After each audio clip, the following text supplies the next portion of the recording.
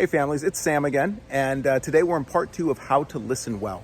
And today we're talking about how to listen well in the midst of conflict.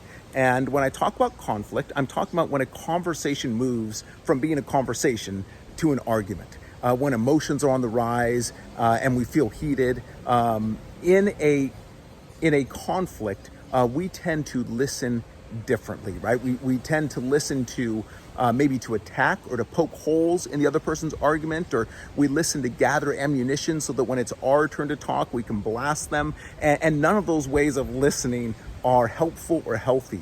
And so today we're talking about how we can listen well. If you remember last time, we talked about James chapter 1, and that James said, "Be quick to listen, slow to speak, and slow to become angry." The first thing in listening well in conflict is that we need to be slow to speak.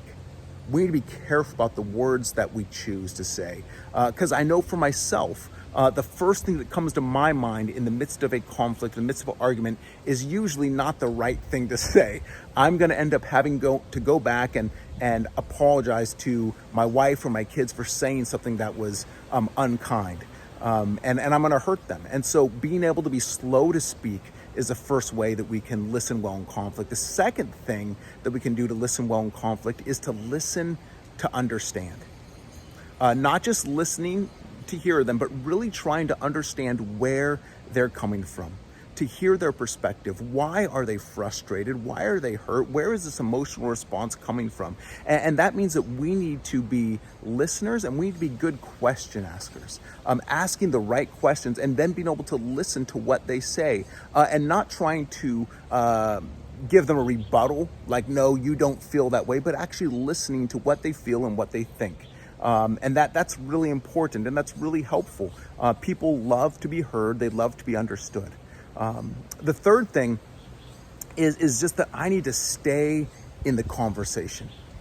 I need to be able to stay in the conversation, and especially when maybe I feel emotionally charged, or I feel hurt, or they said something that kind of stung a little bit. I need to continue to stay in the conversation in order to bring resolve to this conversation. I need to continue to stay in it. Now, that doesn't mean I stay in it continually and we're yelling at each other. I may need to say, hey, you know what? We need to take a break from this conversation and come back to it in a little bit when we're maybe a little more composed. But I continue to try to pursue this conversation because I love this person and care about this person. And so that needs to be my motivation, is I'm really trying to stay in the conversation and have this dialogue so we can bring resolve. And that means, sometimes it means overlooking my own offense. It means overlooking an offense. If someone has hurt me, if someone has offended me, if they've said something that maybe I felt disrespected, being able to overlook that and say, okay, really the important thing is trying to bring resolve right now and putting the relationship first. I hope this has been helpful, and more to come soon.